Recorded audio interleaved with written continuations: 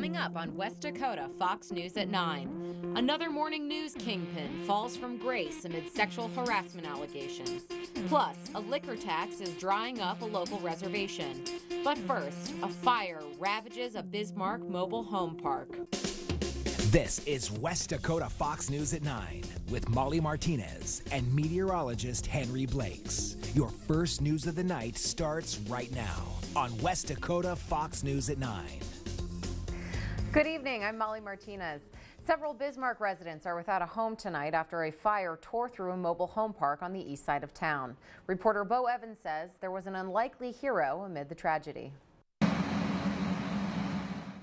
Before these firefighters rushed on scene to extinguish this fire, a different hero was trying to help save lives. An individual was here, said that he had saw it on 16th Street, the fire, called 911, came around, pounded on the doors and the walls and everything to see if anyone was home. No one was home, so the mystery man took off once fire crews arrived. But the fire had spread next door to Jake Nee's house. I was at work and my old boss called me.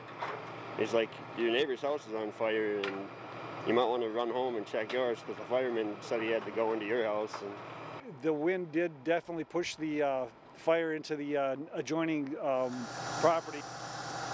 Bismarck Fire say no one was hurt in the incident, but neighbors were still thankful for the stranger's quick action.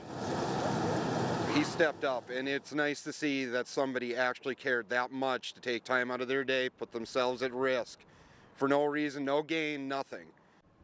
Time now to take our first check on the Weather Center with meteorologist Henry Blakes. Hey, yeah. Thank you very much, Henry. You're welcome. A dramatic scene unfolded on I-94 today in Mandan. Police arrested Andre Gibson, seen in this picture. He had a warrant out for his arrest. Police say he's accused of terrorizing. The department says that because of Gibson's criminal history, which includes several weapons charges, officers conducted a felony traffic stop. And we're learning more about a small plane crash last week in Dickinson.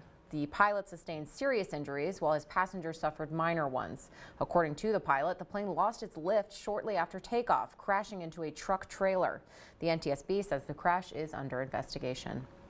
And a disagreement over tribal liquor taxes on the Fort Berthold Reservation is drying up the alcohol supply.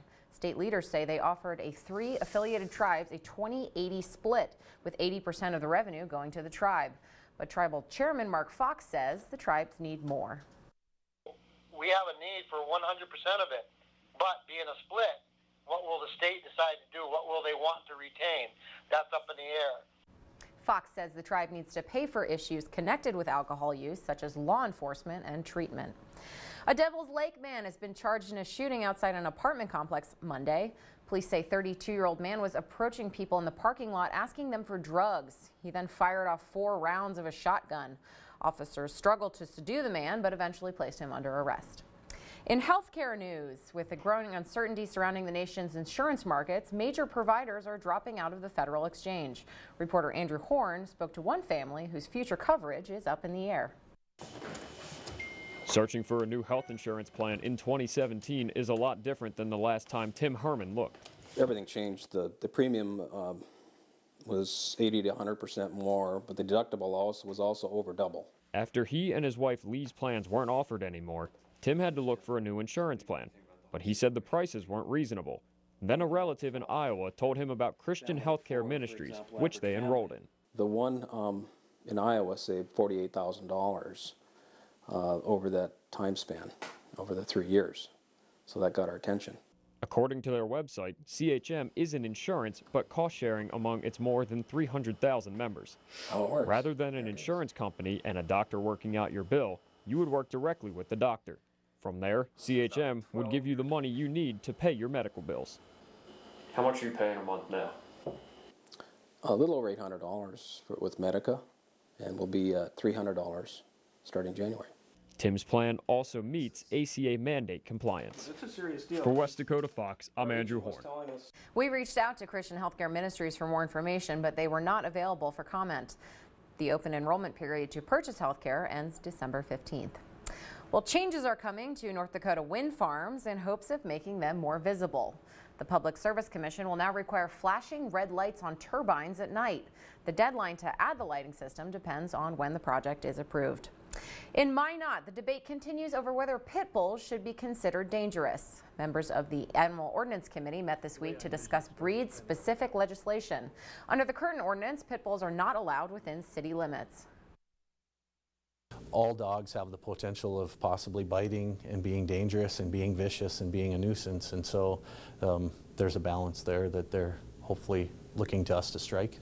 A final decision regarding the fate of pit bulls in the city is expected to come as early as Monday, December 4th. Also in Minot, a committee met tonight to discuss area hunting. Greg Gullickson with North Dakota Game and Fish says the purpose of tonight's meeting wasn't to legalize hunting within the city limits, but rather set regulations to ensure safety. How will they do that? Well, for starters, they'll remove food sources in populated areas. That will hopefully cut down on the amount of dangerous animals roaming around. This was the final meeting for the committee. A final proposal is expected in the upcoming weeks. Well, we all know dogs add life to your years, but it turns out they also add years to your life. A new study shows having a dog reduces your risk of heart disease. The American Cancer Society says pets enhance quality of life. They lower anxiety, stress, blood pressure, and cholesterol levels, and they increase your physical activity. Because there are 9 nights out of 10 that I go home from work and I would like to sit on my couch, but my dog does not want to, so we go out for a walk. And I would say we walk an average of 2 to 3 miles a day, which I would rarely get if it wasn't for her. I don't think we need more reasons to like dogs, but Sanford Health said people who own a dog reach the recommended level of physical activity 50 to 60% more often than people who don't own a dog. Well, the new Capitol Ice Complex is officially open for business, and tonight the community had a chance to break the ice. Megan Hoffman joins us now with a look at what the new building offers. Megan? If you're familiar with the old Schomburg Arena in South Bismarck, that's where the new complex is now sitting with some major upgrades added. As the weather turns cold and sports move indoors for the next couple months, skaters have a new place to hit the ice. It's really exciting because now we can possibly get more ice time, and we have the new area up there where we can do off ice, where we can kind of just work on other things while we're not on the ice. It's pretty cool. I like all the designs and how there's like a fitness room and I like all this area. It's really nice. The Capitol Ice Complex includes Schomburg Arena with some updates, as well as the new Wachter Arena. The new construction also includes off-ice training rooms, a new lobby, stadium seating, 6 new locker rooms, and a concession stand inside a mezzanine level that looks down on both rinks. The new space is designed to give everyone a chance to lace up the skates more often. We will have 1 additional sheet of ice, which will provide more skating opportunities for the people involved in youth hockey, adult hockey, figure skating. And after 4 years of planning and building, officials are happy it's finally open. It will be nice to go to the facility and watch people use the facility and enjoy the facility. 23 teams are set to hit the ice this weekend in the first youth hockey tournament at the complex. What some rural schools in North Dakota lack in technology, they more than make up for in innovation. Reporter Cynthia McLaughlin shows us how one school in Linton is dominating the airwaves. Welcome back. Today's show morning anchor Matt Lauer is the latest to get the axe following sexual misconduct allegations. In a memo sent to NBC employees, a top executive cited a complaint from a female coworker. The alleged victim detailed an incident during the 2014 Olympic Games in Sochi and said Lauer continued the sexually inappropriate behavior long after. Executives say Lauer's actions were a, quote, clear violation of our company's standards. Meantime, radio host Garrison Keillor is also getting a pink slip over misconduct allegations. Keillor, who created and hosted a Prairie Home Companion, released a statement saying, quote, I've been fired over a story that I think is more interesting and more complicated than the version NPR heard. Most stories are. And Congressman John Conyers announcing today that he has no plan to step down. This after several women on his staff say he touched them inappropriately.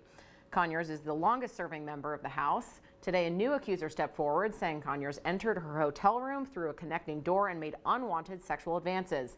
The 88-year-old Democrat denies any wrongdoing. It is estimated that more than $15 million in taxpayer money has been spent combating sexual harassment lawsuits. And that's just allegations made against the lawmakers themselves. Today, members of the House took action to stop the cycle. They passed a bipartisan measure requiring lawmakers and aides to take annual anti-harassment training. Now, here's the thing. The United States Congress has made sexual harassment in the workplace illegal. Yet this behavior has sullied our own halls. And quite frankly, I think it's pitiful and embarrassing that we even have to have this discussion. Congress is also considering legislation to make it easier to lodge complaints against lawmakers. Time now to take another check on weather with meteorologist Henry Blakes. You can call it Ocean's 1. Police in Las Vegas are looking for a man who robbed the Bellagio casino yesterday. Police say this man walked into a resort Tuesday afternoon with a gun and demanded money from a poker dealer. The employee handed over the cash and the suspect fled. They say he left the scene in a Chevy Cruze. No word on how much money he stole or where he might be. Facebook is getting creative with their security starting soon. If they suspect suspicious activity on your account, they'll ask you to snap a selfie. The face detection software will verify that it's really you and not someone hacking into your account. This technology has been used for a while, but mostly to expedite photo tagging. A spokesperson for the company says the selfie security will, quote, help us catch suspicious activity at various points of interaction on this site. I don't know, Henry, that kind of creeps me out.